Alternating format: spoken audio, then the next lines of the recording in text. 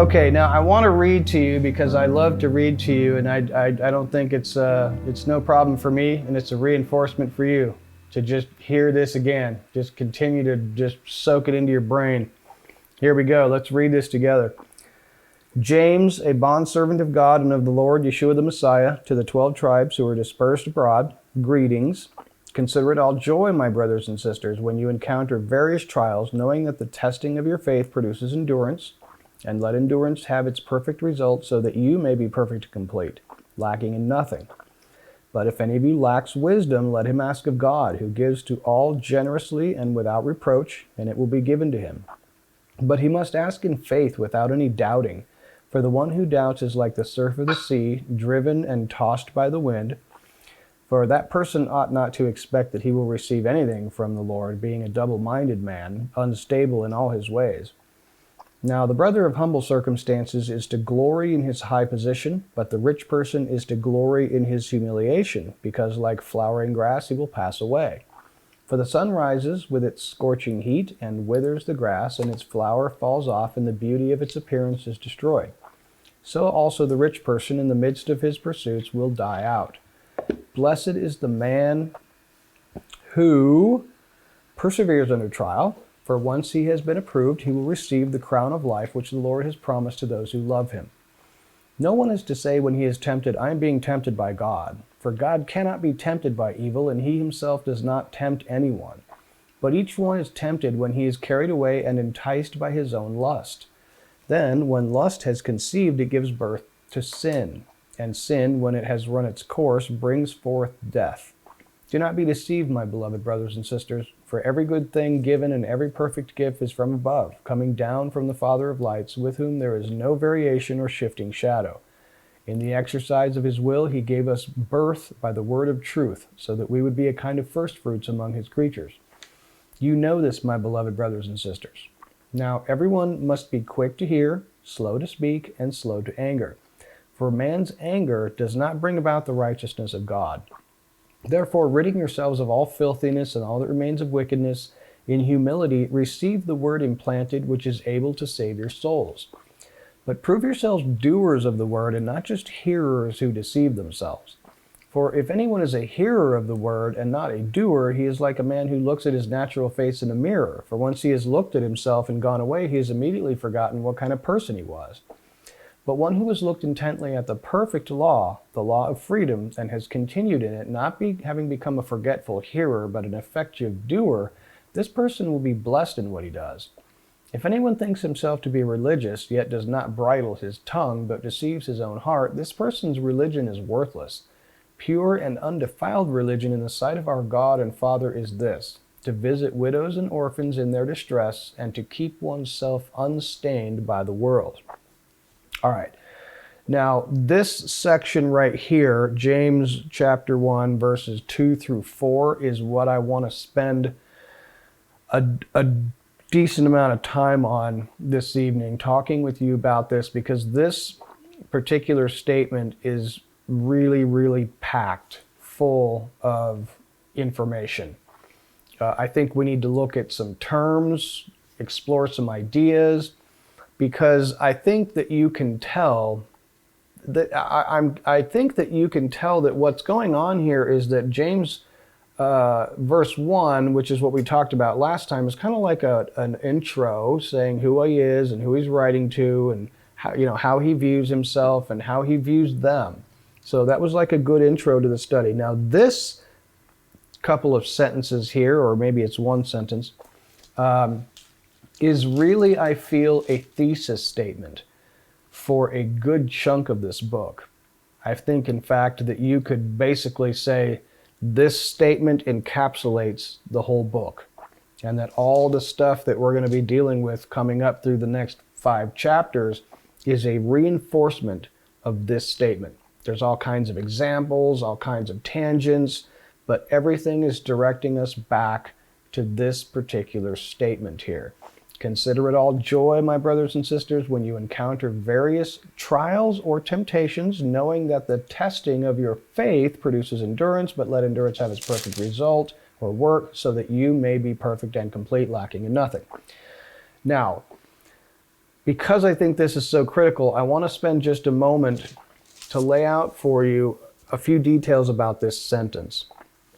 I am calling this little teaching the way. Temptation, trials, faith, perfection, joy. This is the way of the believer.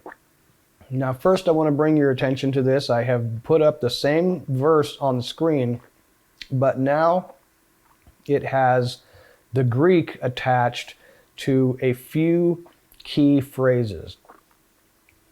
And I just want to run through a couple of these key phrases with you first. Number one is perasmos. That's the noun form. Perazzo is the verb form, and it can mean temptation or trial, or tempted, tested. The Hebrew equivalent is nasa. So you'll want to make a note of that. And nasa, and we're going to deal with this in just a moment, we're going to look into nasa a little bit, because I am always of the opinion, and I know that you are also, that we don't upend our Bibles and say that we need to interpret the Old Testament according to the New Testament. We don't do that. We interpret the New Testament according to the Old Testament. We don't want to put the foundation on the roof. It'll just crush the house. So, looking at that, we'll get into that in just a moment.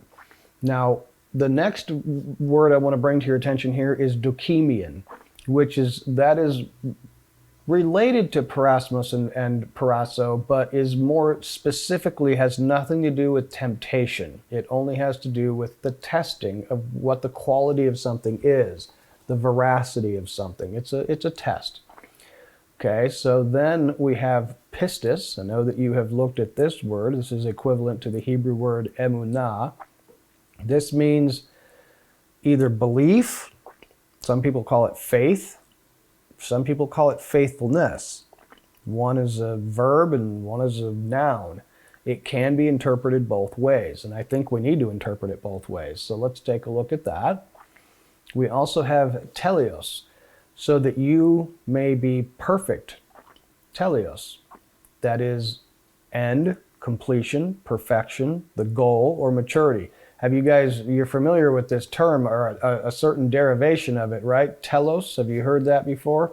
This is where you get from Romans 10:4, talks about how Christ is the end of the Torah to those who believe. No, we're not interpreting this as end, obviously, and in fact, in most cases in the Bible, it's not interpreted as end. But those are the key words, I think. Endurance is a Greek word that's interesting, but it's fairly clear cut. It just means, having endurance, being able to withstand. But these four words, I feel, are pretty critical, and we need to deal with them a little bit more carefully. So, definitions, context, and the rule of first mention. Who's coming in here? It's Keith. Okay. If you look at, I want you to look at Genesis 22, verse 1. Okay, because I want to show you something here. Genesis 22, verse 1 is the Hebrew word nasa. Okay, it says, and it came to pass after these things that God tried Abraham. And he said to him, Abraham, and he said, here I am. And he said, take now your son, your only son that you love, and you know the rest of the story. Now the Darby translation says, God tried Abraham. But a lot of different translations, like the King James, for example, says that he tempted Abraham, that God did tempt Abraham and said, bring me your only son. But if you look at this Hebrew word for tempt, which is nasa, and you go through and you look at there are 36 occurrences of this Hebrew word in the text of the Old Testament. And what you're seeing here is a couple of very interesting things. it is indeed translated both as tempt and as proved or tested. But any of you who have your Hebrew lexicon open and you can see the different ways that this word is used in the Hebrew text, do you notice anything interesting about the way it's used? It is used both for tempt and proved or tested. Okay? Do you notice anything interesting about the way that that is used? Now, you don't need to look very far. You can see where it's referenced, and it usually gives you a little quote from it. I'll hold this up. I don't know if you can actually see that. Probably not. Yeah, you guys probably can't read that. That's okay. So it says in Exodus, or excuse me, the next version in Exodus 15:25, and there he proved, Exodus 16, that I may prove you with me, wherefore do ye tempt, in Exodus 17. What you're noticing here is that it's almost always going one direction. The children of Israel are tempting God, and God is testing the children of Israel. They tempt him, and they test him. No, excuse me. Do I have that right? Yes. He tests them. They tempt him. That is instructive to me. God tests us, but we tempt God. It's almost always when the Israelites were in the wilderness, they are tempting God. And he is testing them to see what is in their hearts. This is really critical to help us understand temptation and testing throughout our entire Bibles. I think it's really instructive to help us kind of take note of that. Hey, Alan. Yes, please. What's kind of interesting, I hadn't seen in this word Nasah before, is the word picture. So you've got the noon and the Samech, and the Hey. So the word picture for this, I guess, testing is that you've got the picture of life, and then the Samech can be to turn or to slowly twist. And then the Hey is like a revealing. Right. And the old symbol was like a picture of a man. So if you think of that in terms of, how we may be tested, is that our life gets kind of slowly twisted and turned to reveal what we're going to do. Yeah, that's a good way to look at it. I like your insight. What we always see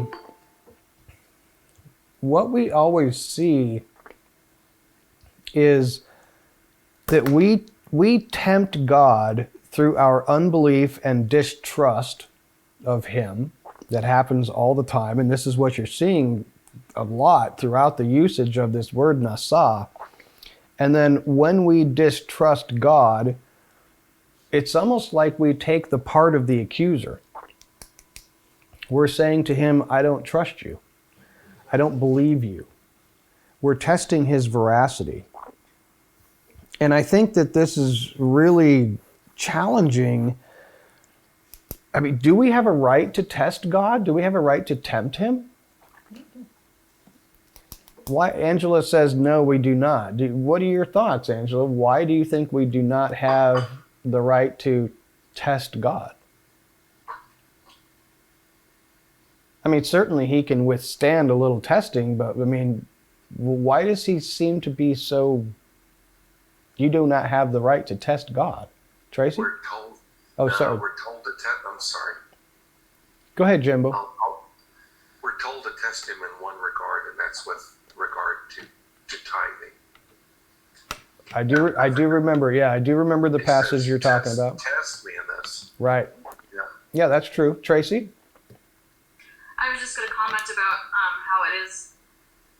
think God is taking that persona of the wicked one. Because, I mean, you go back and look at the times they tempted him, and it was always, is God among us or not? Mm-hmm. That's what was happening in the wilderness. Mm-hmm. And then that's what they said to Messiah, are you the Messiah or not? Mm-hmm. That's what they said to him when he was tempting him on the in Matthew 4, or if you're the Messiah, tell us. Yeah. And then the children said the same thing to him. Tell us plainly. So that is a tempting of the wicked one. Right. Of God. But then there's also some wordplay, which you probably will address, but or verbiage, where he says, let no one say I'm tempted from God, for God is not tempted by evils. And then he goes on to say, but each one is tempted by his lusts. Right. And are you going to talk about that? Absolutely. Yeah. That's a big concept that we'll definitely need to cover in some detail. But yes, that's a good insight. It occurred to me as I was, doing my research and kind of looking through this that, it seemed to me that maybe the reason that we don't have the right to trust God is because tempt or test God, frankly. Sorry, not trust. Did I say trust? I apologize. No, I think, the reason that we don't have a right to tempt or test God is because he is an eminently loving Father who gives us every single thing that we have. I mean, he gave us life from the womb. Every single day that we are alive, we have our life and our breath and our moving and our being through him. And that kind of, to me, seemed like, a loving mother and father who raise a baby and provide for it and nourish it and care for it and give it food and water and milk and sleep and change its diapers. And then when it turns 16 years old, it says, do you care about me or not? It's just disrespectful. It's hurtful. And it's like, are you kidding me? Huh? It's ungrateful. It's ungrateful and it's hurtful because for at that time to start thinking and asking the question of, are you on my side? Do you actually care about me? You don't love me. You just want to, just like, seriously, I have brought you into this world. I gave you life. I fed you and you are alive today because of every single thing that I did for you. It's like there's that sense of you don't have a right to question God's faithfulness because he is so eminently the epitome of faithfulness that it's just insulting to not trust him. It's saying you didn't even notice that all that he's been doing. I know, that's the point. It's like an ungrateful teenager. It's like you don't even recognize all of the blessings that he's given you up to this very moment when you started complaining. So that's, to me, is really, really critical to see this difference between, God can test us because we are varying and wavering and all over the road. We're bobbing and weaving all over the place and we're not terribly trustworthy. We need to be tested. He absolutely does not need to be tested. So we'll go ahead, Carla.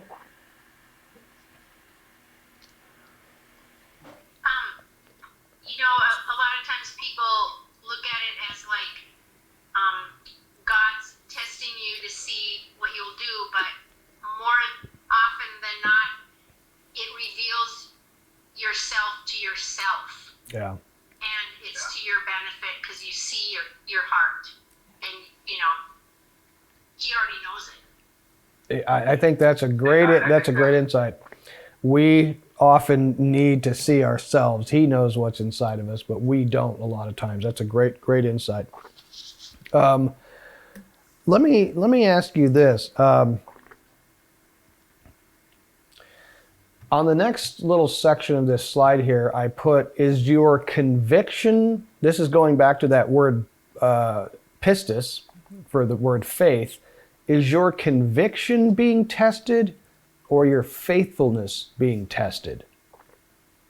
And the answer is? Faithfulness. Come on, she dropped the ball. She was supposed to say yes, not choose one. Oh. You know better than that. You got me. I got her. No, it is both your conviction being tested as well as your faithfulness. Both of those things come into play here. It's not for no reason that the word pistis in Greek or emunah in Hebrew is because we are trying to be faithful and we're trying to encourage other people to be faithful, we do place a lot of emphasis on that aspect of the word pistis or emunah, which is faithfulness and trusting in him with action. And James is going to spend a lot of firepower emphasizing that. But it also does mean just your belief system, your conviction that something is true. There's no question about that. But I think that both need to be really emphasized when it comes to your being tried, not tempted. We're going to get to tempted in a moment. But let's deal with, because this word, pirasmos and parazzo, can mean both tempted or tested. Those are very different things. And I will purport to you to say, and you'll see it as clear as day if you don't already, that one comes from the inside and one comes from the outside. This is what Tracy made mention of this a moment ago. And we're going to deal with both the inside and the outside. But just consider for a moment, is your belief system being tested when you are tested or tempted, or is your faithfulness, your actions being tested or tempted, depending upon how you interpret that word? And I purport that it is absolutely both. Now, those are just some quick questions to ponder, and then we're going to dig into it a little bit deeper. Yes, good quote, Mike, from 1 Peter. I plan to read a little section of 1 Peter to you here in just a minute. He's on the right track. The next little tidbit that I have here is, what is the goal of this process? The goal of this process is that we gain endurance so that we can become perfect and complete without lacking anything. And this is that word teleos in the Greek. And we'll deal with each of these in their turn, but I want to look at it from a logical, linear perspective, okay? Because I think you'll see what I mean here in just one sec. Let me show you what I've got here. Okay, so sources and types of trials. This is the external component here. Now, number one, we have to recognize, if we don't already, and I believe that all of you do, that what is the source of all challenges and difficulties? This is the part that a lot of people don't like. It is God. It is always God. God either causes it directly or allows it. Now, this is a little bit of my Calvinism poking through, but also my Judaism, because Judaism is really big on the predestination of God and God being the cause of all things, and so is Calvinism. And even if you're an Arminian who is like opposed to Calvin, you still recognize that God is a major mover. He is causing all things. So I think that that is a challenging thing that people really struggle with. When difficult things happen, when difficult circumstances arrive, we really have a hard time recognizing that God is behind it. I don't know if you have heard, Grant Luton do some teaching on this, and it's been fascinating, and it's encouraging to me every time I hear it. He taught on one of the Torah portions one time where Jacob was wrestling with what he thought was Esau throughout the night, when he was over across the Yabok River. And he said that he realized that he was struggling with God the whole time. It wasn't Esau. It wasn't some enemy who was trying to kill him. It was God. And that was just a perfect picture for me to start to realize more in my faith that every single thing that is happening to me or for me on my behalf is always God. God causes all things. So I think we need to spend a little time discussing this. Now, in relation to that, in my previous slide, and I don't necessarily want to back it up, but I said, what is the goal of this? What is the goal of this whole process? The whole process, the goal is to become more human and less like an animal. That would be when James says, so that you may be perfect and complete, lacking in nothing, I'm going to define that as becoming more like God and more like Yeshua himself, taking on their character. And in essence, what that means to me is becoming less like an animal and more like a human. Less, you can think of it this way, less in the flesh and more in the spirit. Excuse me?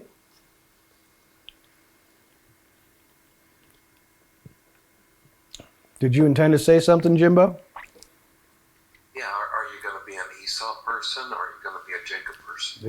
That's exactly what I'm talking about. Yeah, are you going to respond in the flesh? Or are you going to respond in the spirit? You're going to be an animal or are you going to be a human? A true human.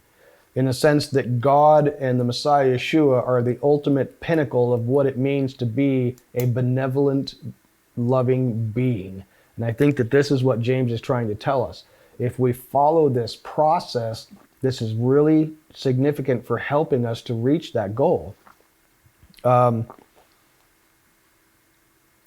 we reach that goal, when we get connected with this process and we learn how to deal with it, then we can have peace and consider it all joy. That's our goal right from the get-go. That's what James tells us. He wants us to consider it all joy. We can have peace in the midst of any difficulty, and we can also be a light to those who are around us, which is super, super critical. Now, as I said, God is ultimately the source of all things. And I want to suggest to you that there is a purpose for each one of them.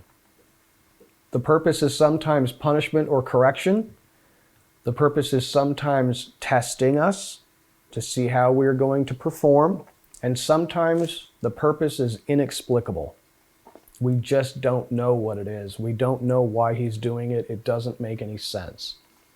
And I want to bring a couple of scriptures out to show you each of these, because we're dealing with trials and temptations. Now, we're dealing with trials now, not temptations, because this is external. It's going to start externally and it's going to move internally as we respond to these external issues. So if you look at John chapter 5, verse 14, you know this story and you already know what it is because it says right there, something worse may happen to you. You know exactly which one I'm talking about. So if you go to John chapter 5, verse 14, it says, Yeshua, this is the guy who had been healed by him by the pool of Bethesda. He went bouncing away, dancing and singing and happy that he had been healed. And afterward, Yeshua found him in the temple and said to him, Behold, you are made whole. Sin no more, lest a worse thing come unto thee. Now that's the King James Version. Sin no more, that something worse do not happen to you. Now, and I know that you guys know, you are familiar with several other passages in your Bible, both Old Testament and New Testament, where God punishes sin and bad things happen to people because of sin. This is something that we do not like. We do not like it at all. We, unfortunately, many times, whenever something bad happens to us, and there's you can come up with a whole list of bad stuff that can happen. This can be, health problems, relationship problems, work problems, money problems, persecution, pestilence, famine. I mean, any number of things happen, and our automatic response normally is, it's the devil. The devil is doing it. The devil is attacking me. The devil is on the loose. Okay, that's fine. It could be. But who sends out the devil to do his work? He has a job to do. And his boss is God. Now, he doesn't like the fact that his boss is God, but you see a couple of instances, at least in the Bible, where Satan needs to ask permission to touch things that belong to God, especially his people. You can look at Job, you can look at Peter, which we will in just a moment. So, it's difficult to say that it's the devil. Sometimes it's God.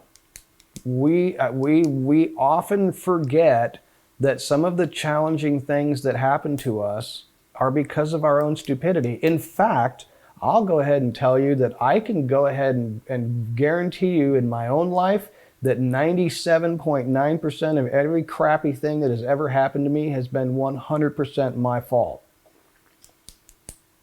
I was the direct precipitating cause of just about every nasty thing that has happened to me. Not because I sinned necessarily, although many times I did, but just making stupid decisions, saying stupid things, behaving in stupid ways, playing stupid games, winning stupid prizes.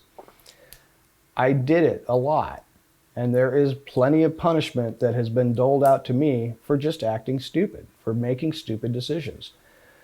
So that's one thing. There is punishment or correction. Now, sometimes, I want you to pay attention to the difference between punishment and correction. It is a very subtle one. Punishment, to me, has a connotation of anger. And yes, sometimes God does get angry and punishes with anger. It is always perfectly balanced with justice and mercy, and yet we see Yeshua, for example, making a whip of cords and getting irritated. But then we also see him gently correcting, like he did in this particular verse. Go and don't sin anymore, or something worse may happen to you. That is correction. So sometimes correction is gentle, sometimes correction is not gentle, and that's punishment. This is one of the reasons why bad things happen to people. Now you look at the next issue, and that is testing. And I would have you look at Luke chapter 22, because in Luke chapter 22 we have, and this is very interesting, 22:31, because I think that this is so directly related to this whole chapter that we're dealing with in the book of James. I want to read this to you just a little bit from Luke 22, starting in verse 31.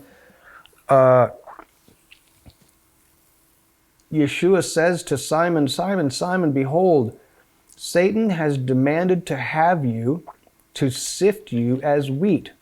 But I have prayed for you that your faith would not fail. And you, when once you have been restored, confirm your brethren. You notice that Yeshua is praying for his faith. Satan has demanded the opportunity to sift you. But I've prayed for you that your faith, what does that mean? His belief or his behavior? Yes, both, would be restored at the end of this process. Did Satan get his way with Peter, according to what we know of the story? Yes, he did. Immediately after that, Yeshua gets crucified, and Peter says 3 times, I don't know that dude.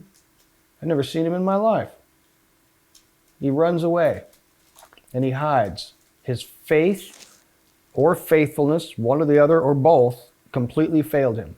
He failed that test that the devil went to God and said, check out Peter. He's all bluster. He says he loves this guy. He wants to be on a throne with him. He'll die for Yeshua. I tell you what, I won't hurt him. Just let me scare him a little bit. I'll just send a couple of the local Jews after him and threaten him, saying, hey, you know Jesus, and just watch. He'll fold like a house of cards. And God said, go for it. and he folded like a house of cards.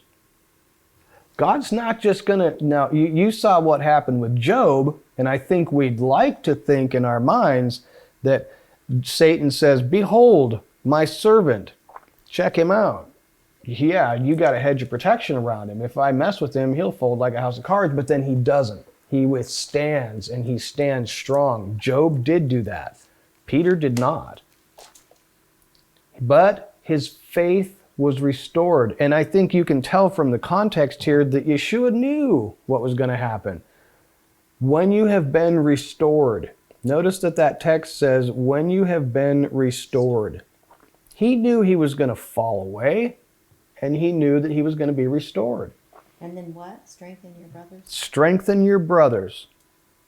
That's a key phrase. It's very directly related with this first chapter in the book of James. So the devil had his way with Peter. He failed that test. Yeshua knew that going in. I've prayed for you. Your faith is going to be okay. You're going to be embarrassed and you're going to be ashamed, but you're going to be stronger because of it.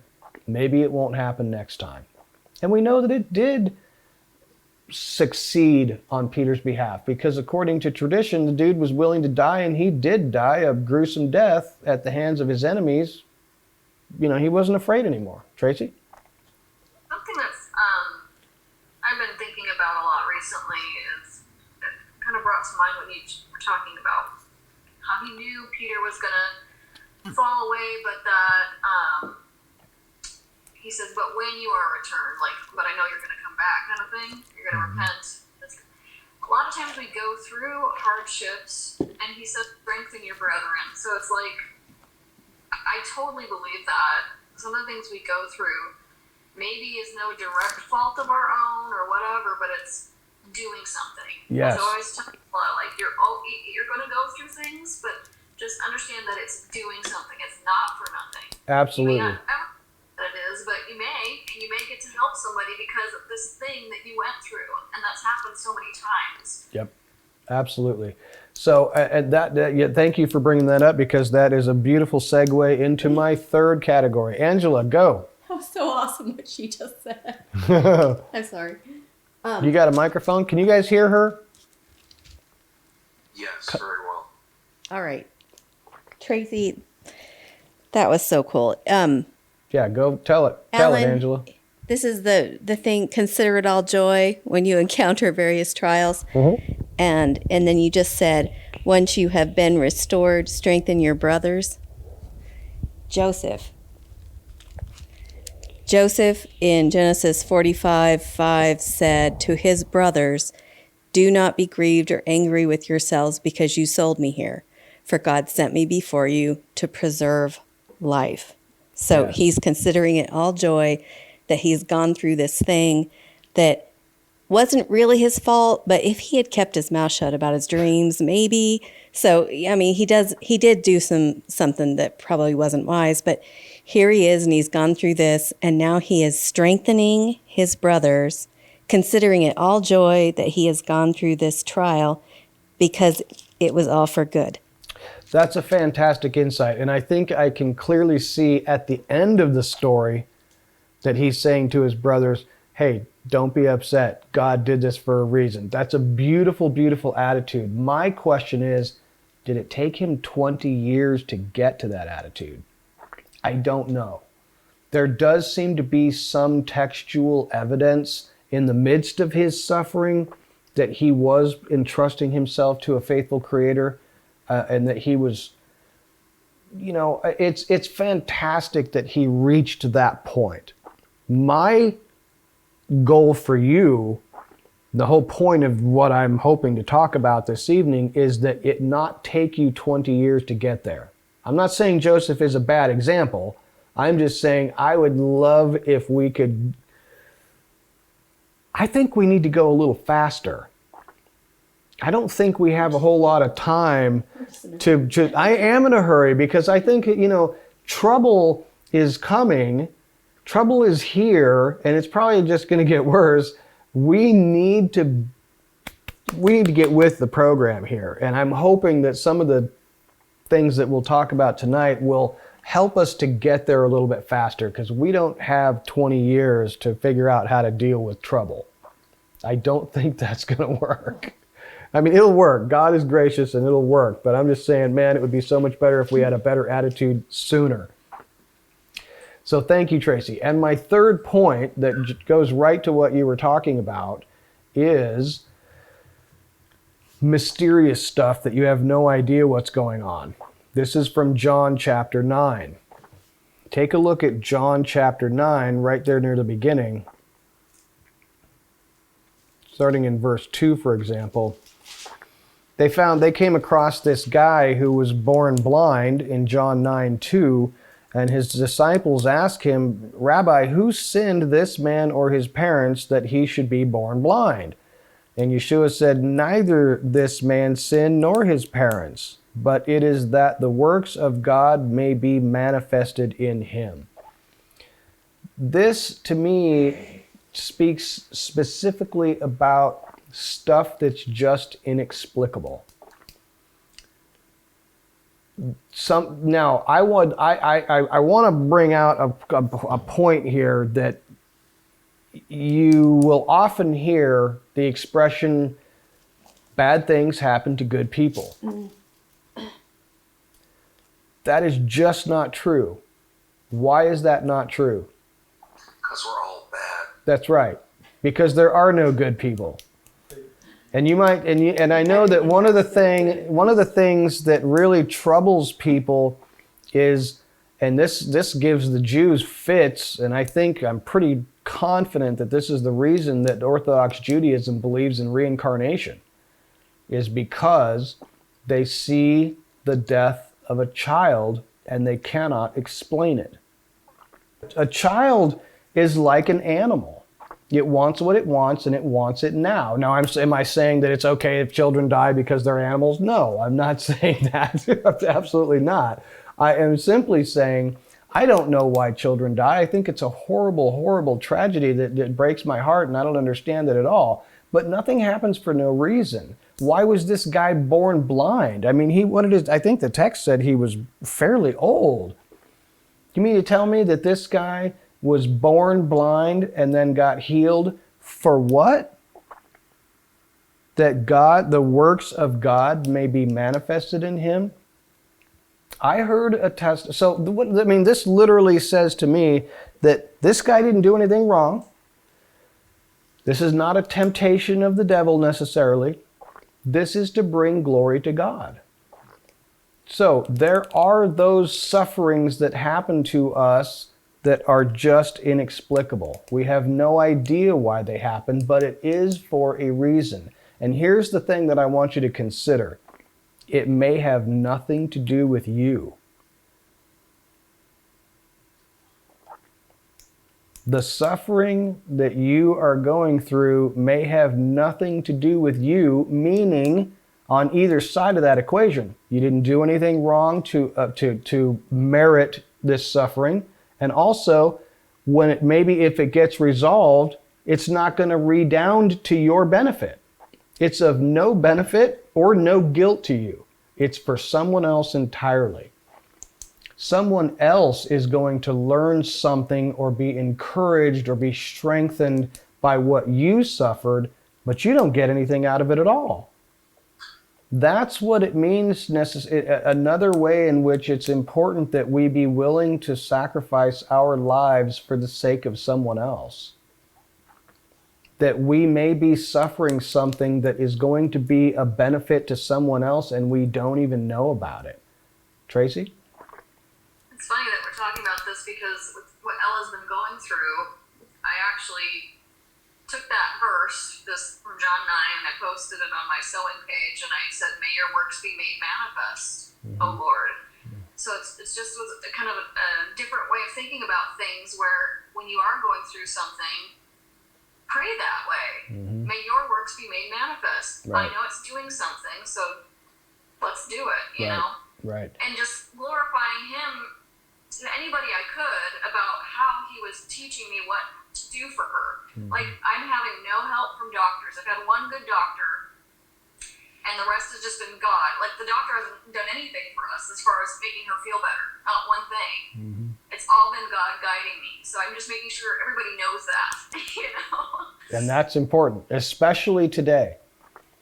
Especially today. In fact, I was having a conversation with both of my kids yesterday during our Torah study, and we were talking about doctors. And there are good things that doctors can do as far as surgery and fixing your bones and, you know, stuff like that. But there's a lot of stuff going on in the world today that doctors can't do anything about it. I mean, you know, we talked about Angie's father who got afflicted with some type of neurodegenerative whatever when he was like 40. He's 70 now, and he has been pumped full of every kind of medication and seen every kind of specialist in multiple states, and they have not helped him one bit. They have hurt him. They operated on his brain and injected him with this and that and put him on 15 or 20 different kinds of medication. It has not improved him one bit. So we know, especially, I think it's interesting and it's tragic right now, especially to watch these doctors chase their tails around in circles, and these scientists and these people with these, you know, big pharma, they're chasing their tails around. They have no idea what they're doing. And God is mocking them. It's unfortunate. It's tragic. But nevertheless, why is it happening? It's either happening because we deserve it, we did something stupid, and we have to pay for it, or he's trying to gently correct us and get us back on course. We're being tested. We're being checked. Our faith, our faithfulness is being tested because God said to the adversary, yes, my servant needs some resistance training.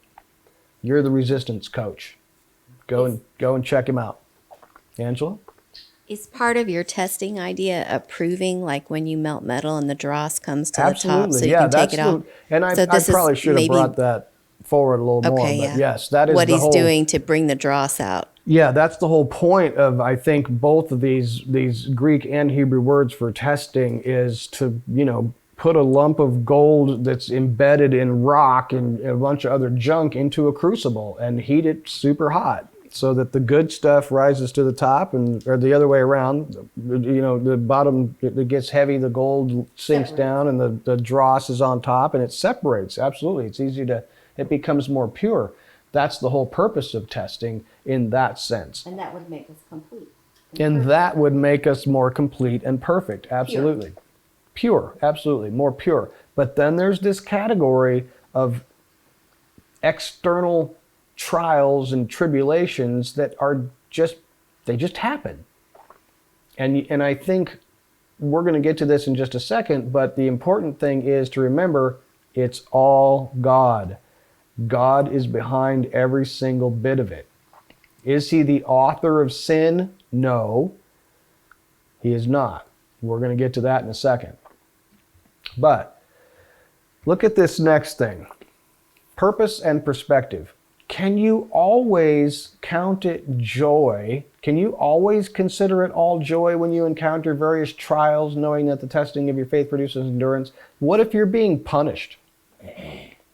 What if you've done something stupid and your sin finds you out and you experience some difficulty because you are now experiencing the fruit of your work? Can you count it all joy that you're going through difficulties when you brought it on yourself? Now, I know a lot of people would say, no, you're not supposed to do that. But I think that you can. You know, even if you do stupid stuff and you feel like you're being punished, you can still consider it joy. And I want to tell you why, at least in my estimation. Number one, remember that the love of a father is one who, of a loving father is one who corrects you. And he only chastises those that he is training. You don't spank someone else's kids. So even if you are being punished for something stupid you did, you can still consider it all joy that your father corrects you because he loves you. He doesn't spank other people's kids. It's a figure of speech and it's not going to hold up under scrutiny, but nevertheless, I throw it out there for your consideration.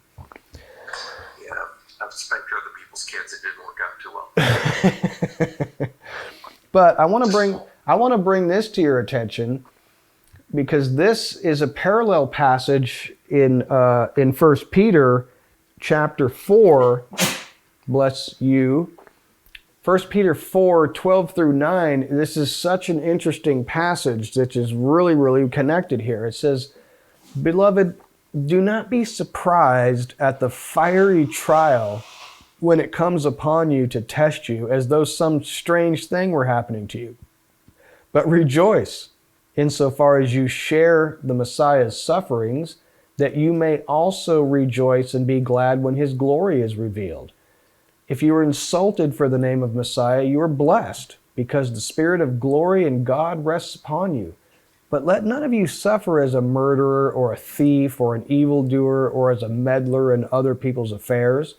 Yet if anyone suffers as a Christian, let him not be ashamed, but let him glorify God in that name. For it is time for judgment to begin at the household of God. And if it begins with us, what will be the outcome for those who do not obey the good news of God? And if the righteous is scarcely saved, what will become of the ungodly and the sinner? Therefore, let those who suffer according to God's will entrust their souls to a faithful Creator while doing good." That is a strong parallel passage from Peter. And it also can I think he definitely would prefer that if you needed to suffer it's certainly better to suffer for things that you didn't do. Because it appears to me that passage is telling us that if you're suffering for the sake of Christ, if you're suffering for his name, if you're being persecuted as a Christian or persecuted for the sake of righteousness, there's a special blessing from God upon you. But there's not as much of a special blessing from God upon you when you are being punished for something that you did. Can you still take joy in that and being corrected and showing repentance and having God demonstrate his love for you, that he's willing to correct you? Absolutely you can. But I just want to suggest to you that it's likely that both James and Peter probably more have in mind that these trials of life that are coming at these people. I mean, you got to consider the time in which both Peter and James were writing. There was tremendous difficulty for the life of the believer in those days. And I look at us, and I was having a conversation with Angela about this the other day. It's like persecution, us in America, we don't even know what the term means. We don't really have much persecution. Unless someone hurts our feelings. Unless someone hurts our feelings or teases us a little. Yeah, if you don't mind getting teased as a Christian, and they might think you're retarded for, believing in Jesus or something, and they want to make fun of you because you believe the earth was created in 6,000 years ago or something. A big deal. You get your feelings hurt. These people are being killed and persecuted and beaten and thrown into prison for believing in the Messiah Yeshua and deviating from orthodoxy. So yeah, you're getting persecuted by your Christian friends because you veered off of the orthodox path a little bit. We don't really know what persecution is. Don't hold your breath. No, I know that. I know that for sure. But so that passage to me, and it ties in with what we're reading here in the book of James, I think these authors primarily have in mind that you're going to be, especially blessed when you're suffering for the sake of righteousness. Now, a lot of us haven't had that opportunity. God knows it may be coming. A lot of us, me especially, just suffer from my own stupidity. So, but difficult things happen of all different kinds. Now, I want to get to this most critical part of this discussion, which is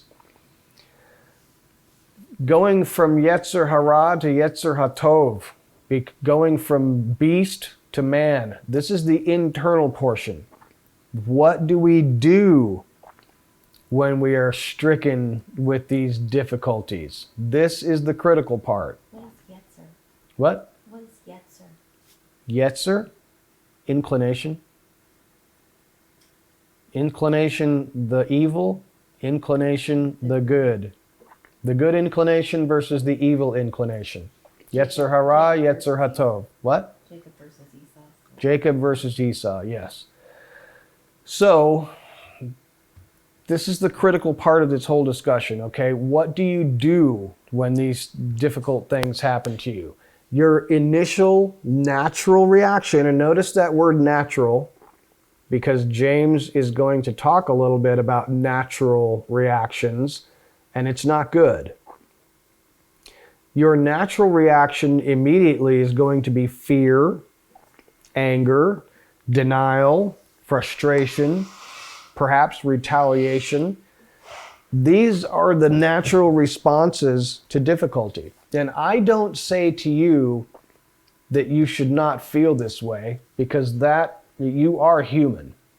And that is going to be your initial gut reaction whenever difficulty of any kind comes against you. You are going to feel fear, anxiety, anger, frustration, denial, whatever it is. Those are human emotions, and you're going to experience them. There's just no getting around it. Now, the question then becomes the goal. The goal is to shorten the reaction time. This is my goal, at least. But I want to bring to your attention again the thing here that I think I want you to remember. There's a story told in Judaism about dealing with difficulty and how God is the cause of everything. And they say that if you beat a dog with a stick, it will get mad at the stick. It'll try to attack the stick, thinking that the stick is hurting it, and that it wants to get rid of the stick. It doesn't consider the man who is holding the stick that is hitting it. So when you get your natural reaction is to focus on the stick and not the hand that is wielding the stick. And my goal is always to try to shorten this reaction time so that I get through the human emotion as quickly as possible, so that I can overcome the fear, the anxiety, the frustration, the anger, get through that, get my mind cleared so that I can think clearly. Because when you're overrun with human emotion in that way, it's very difficult. Immediately after that, I want to start searching for the meaning. I want to start thinking about in my mind, what is going on here? And you may not find the answer, but you may, once your mind is clear from that initial natural reaction, you may start thinking, did I do something that is the cause of this difficulty that I'm going through? What is it? What could it possibly be? Am I being punished or corrected for something? Is God just allowed the adversary to test me? Is it time for me to do some exercise? Is my faith being exercised because I haven't been tested in a while? I just kind of been floating along. I mean, literally, Rabbinic Judaism teaches, and this is kind of interesting, that if your life is so good that you haven't had any difficulty for 40 days, you're probably not God's child. I thought that sounded kind of ridiculous, but then I thought about it a little more. I was like, that might actually be true. If you have 40 days of just things going wonderful, you're probably not his kid. I thought that was kind of funny. Nevertheless, there are plenty of challenges out there. And I think once you get your mind clear from, dealing with the natural reactions, you want to get to the point of, what do we do? How do I perceive this? You want to reach out to God and ask him, can you, like Tracy said earlier, show me your hand, show me your works, reveal to me what you're doing. That would be my initial inclination. My initial inclination would be to say, thank you. This is one thing that Rabbinic Judaism teaches, which I really like, is that whenever anything challenging happens to you, you immediately say thank you. I think it seemed really weird to me at first, but I like it more and more as I go through, the last several years, just saying to God, thank you. I don't understand what you're doing. I don't understand what is going on. I don't understand if I did something. I don't understand if if you have allowed the adversary to test my faith. I don't know if it's one of these inexplicable things that I may just not ever know. And it's just for somebody else's benefit that I don't even know. But to immediately say thank you to God. And just like Job said, am I to take goodness from God and not adversity? I'm not better than any other man. He makes his rain to fall on the good and the bad. I mean, I'm not worthy of only goodness. And it also made me think about, if you put a protective hedge around your children, and this is a common thing that you see with the children of rich people. Their children are ruined.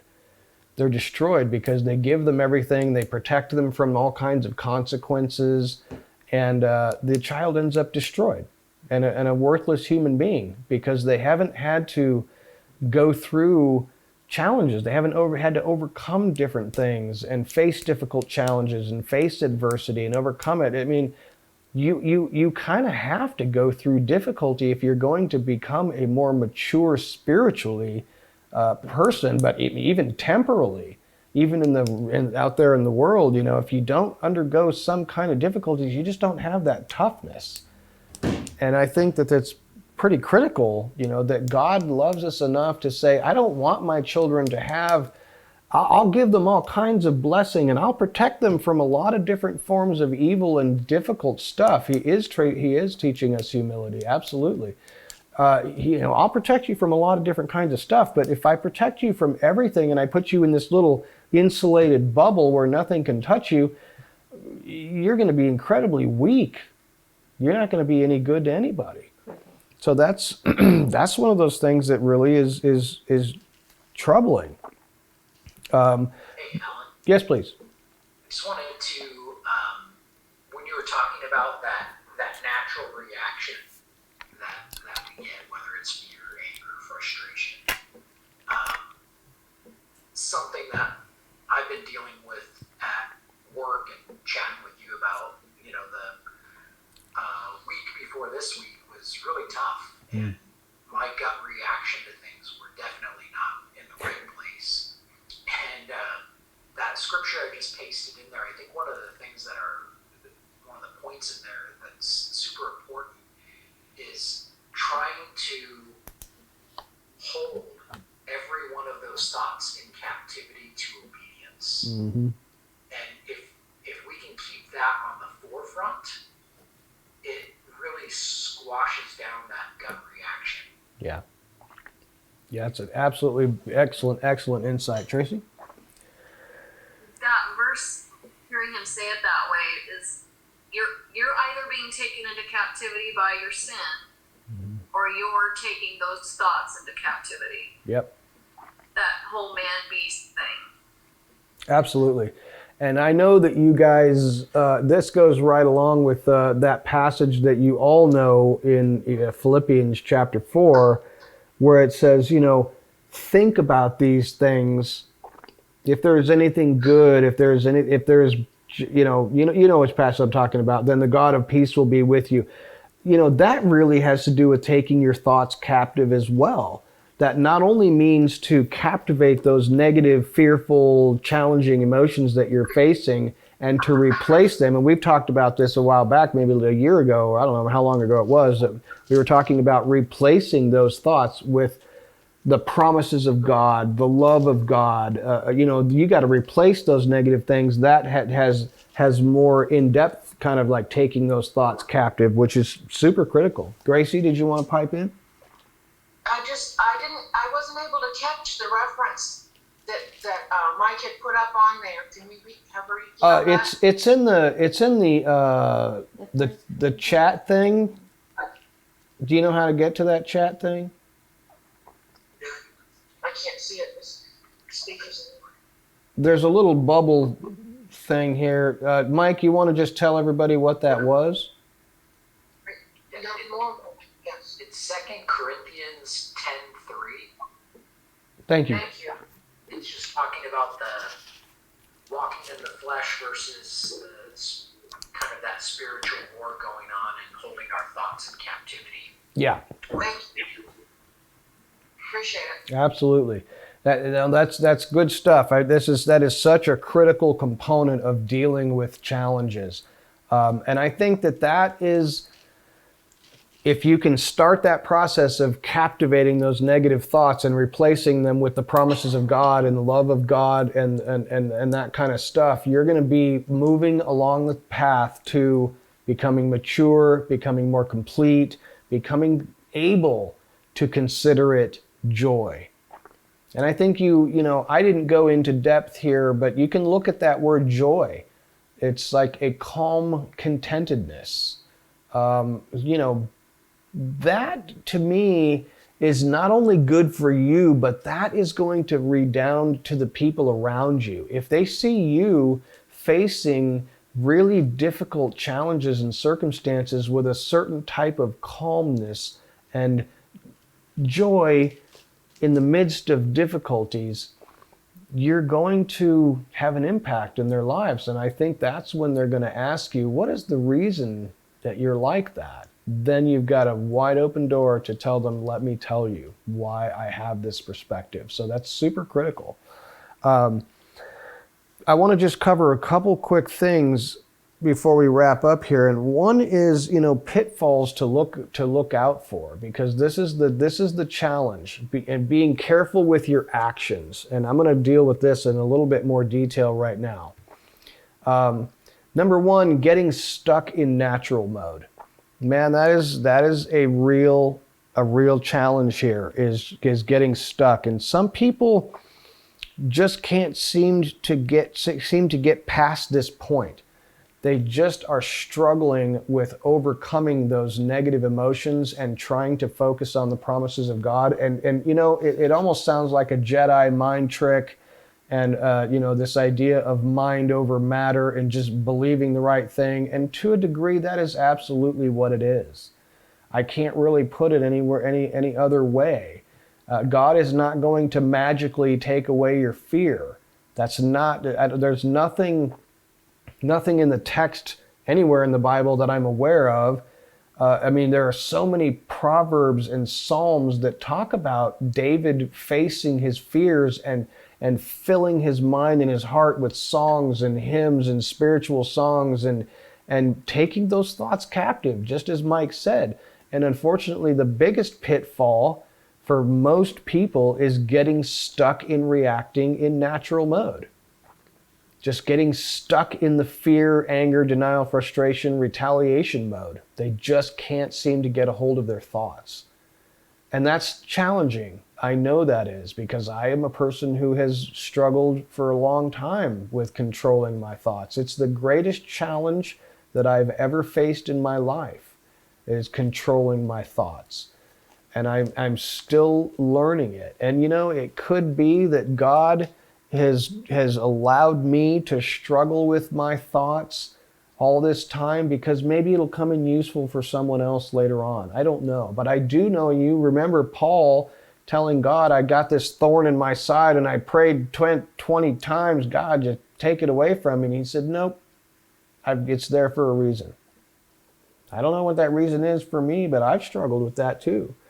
But getting stuck in natural mode, natural response, is one of the biggest pitfalls. The second one is seeking escape. This one is tough. If you look at 1 Corinthians 10:13, I want to bring that to your attention. Yeah, confusion, Tracy, that's a good point too. Confusion can be one of those things, one of those natural reactions. Take a look at 1 Corinthians chapter 10, verse 13. This is directly related to this, and I think it's pretty critical. 1 Corinthians 10:13 says, no trial, same word, has taken you except what is human. Now, God is faithful, who will not be leaving you to be tested above what you are able to bear, but together with the trial, will be making a way of escape to enable you to undergo it. Now, that translation is a little wonky because in the text, if you look carefully at that text, it does not say God is going to make a way for you to escape. And that would also make it make no sense to what that last little section of the verse that says to enable you to undergo it. This is a problem for people. It's a problem for all of us. Our natural human reaction, again, I'll go back to the animal. A fox or something, an animal stuck in a trap will chew off its own leg to get out of the trap. Okay, so taking actions, just desperately seeking to get out of the situation that you're in can be a really bad idea. God does not say He is giving you a way of escape. That's literally not what it says. In the Greek, it doesn't say a way of escape, but a walking out. If you look at different translations of that, you'll see that there's variations on that because they're having trouble translating it. It literally says, He will not give you a way of escape, but a walking out. That to me says, when you're in the midst of a difficulty, I like to think of it as squirting out the side. Your tendency is going to be to want to squirt out the side. Get out from under this problem as quickly as possible in the least painful way as possible. That is very rarely the best idea.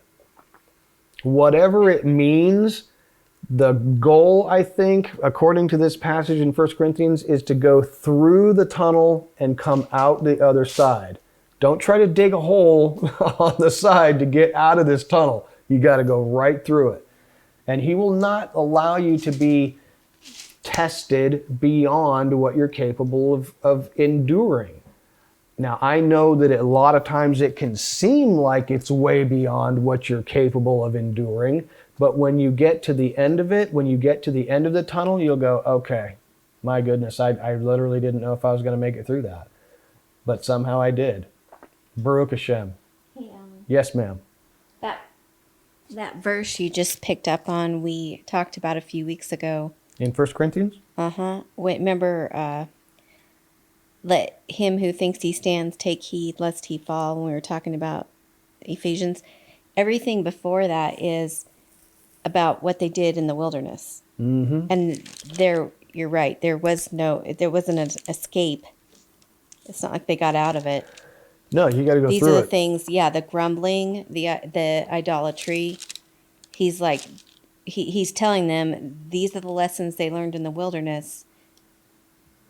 So there was no escape. No, there's no escape. You got to go through it. Yeah. Yeah, absolutely. You know, I go ahead, Tracy. I just have to throw this out there because when I read this, I'm thinking of the escape from Egypt and the idolatry from Egypt. And so they came up to this impossible place, and they're like, have this choice to be like, oh, we don't trust God, or we're in this impossible place. Now He's going to do something. I just know it, Yep. And what He says here, and then He makes a way of escape. He makes a walking out. He makes an exit for them. They thought there wasn't going to be one. Right. And then He says in verse 14, therefore, my beloved, flee from idolatry. So all of that has something to do with you not being an idolater or an adulterer, right, or unfaithful to God. Right. Absolutely. So is it the escape just isn't what we might think it is? Could you repeat that question, Angela? I said, could it be the escape is not necessarily what we may think of escape as? It could be. It could be. In fact, We want to make our own escape. That's the thing. Yeah. Yeah. We want to get out, and we're going to find a way out instead of waiting for Him to show us the way out. Or He's going to snap His fingers and all of a sudden everything is going to be just fine. right. Yeah, absolutely. And Taylor asked a question. She's having those technical difficulties again. She sent me a text message that said, about trying to escape, what if God seemingly provides a way out? That is an excellent question. I'll address it briefly, and I want you guys to think about it too. And I want us to address this as best we can for Taylor, because I know and you know that Taylor is, she's got specific challenges in her life, which are serious stuff. When she says, what if God seemingly provides a way out? This is where I have had some of the most difficulty in my life. And that is because it's especially true. You need distance. You really need distance from the problem facing you right in your face. My own, and I've got this on the slide here in just a second. Don't take any action. I mean, unless this is like a type of a situation where you must take immediate action to save your life or someone else's life or prevent some kind of catastrophic damage, you should never take like any action for a certain period of time when difficulty or tragedy strikes. You should just sit tight for a little while, however long it takes you to clear your mind, to get a handle on those natural reactions and start to think a little bit more spiritually about, okay, what's happening? What can I do? What should I not do? And this is also where the next most important thing comes in, which is to get good counsel from people that you know have a spiritual sense about them, who will guide you to help you to discern. Okay, and this is what we're going to be talking about next time. Our next one says, if any of you lacks wisdom, let him ask of God. This is the next verse, goes directly to the point that you're making, Taylor, which is, how do I know what is the right path to choose? What if a door seems to be opening up and I feel like it may be the Lord, wanting me to walk through that door? It might be, but you have to be guided by the Spirit of God. You have to pray fervently. You have to have good counselors who are willing to help you to use their discernment and yours. And then you also have to be really, really capable of putting aside your own will and determining whose will is going to prevail here. But that's for next time that we get together, and that's really... yeah. Did you see that? She said, if anyone lacks wisdom, let him ask Google. Tracy, that is so brilliant, because unfortunately, that's exactly what we do. We don't ask God, we ask Google. Yes, and we think that Google is God. I've been praying about something in particular for a while, and it seems like he provided the perfect opportunity out. Well, I'd be delighted to have that conversation with you since you are mute this evening and can't respond. You'll have to call me after the meeting or call me tomorrow and we'll talk about it. But we got a little bit of wisdom over there. That lady over there is fairly smart. But yeah, you need some good counsel and a lot of prayer. If something is, if there's a decision that's facing you that might be challenging, I'm not sure. We'll have to discuss that. Tracy? I just wanted to share one example recently that I think this applies to with our the way out, waiting on God, was with the whole COVID vaccine thing. That it was kind of like, oh, Mike might lose his job. What should we do? And we decided to wait. Yeah. We could have went out and got the vaccine. We could have, just clearly we're being pushed. We have to do, and made our own way out, or we could wait.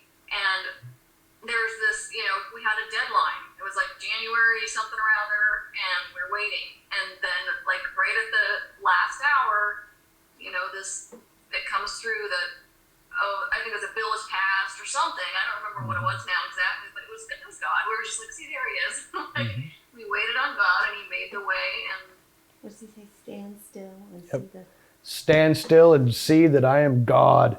Yeah, the same thing. I don't know. I haven't probably related this to a lot of you, but there is a big project that I do every year that I am not doing this year because that client demanded that I be vaccinated. And I told them no.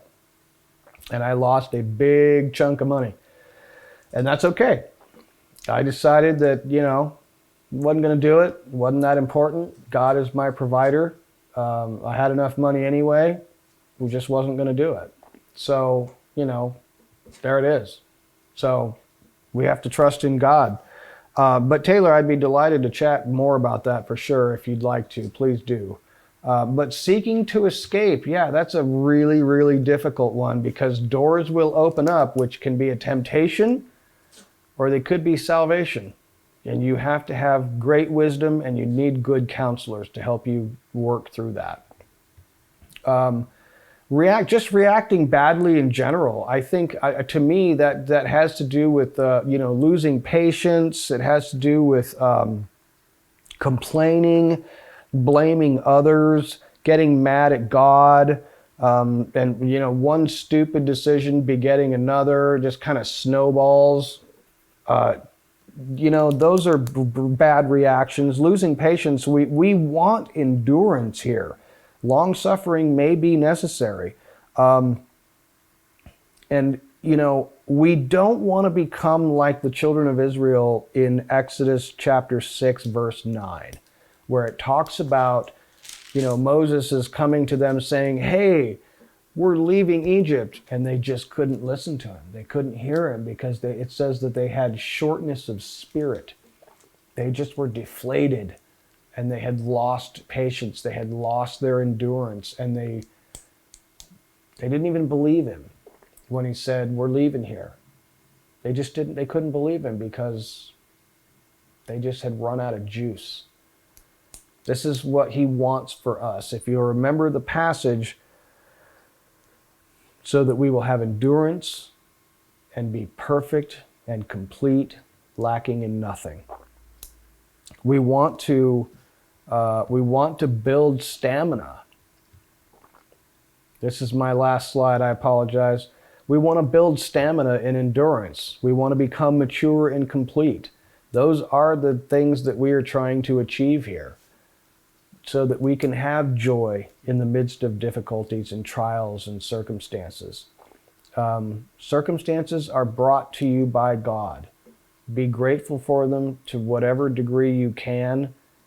Seek for the proper way through, not necessarily the way out.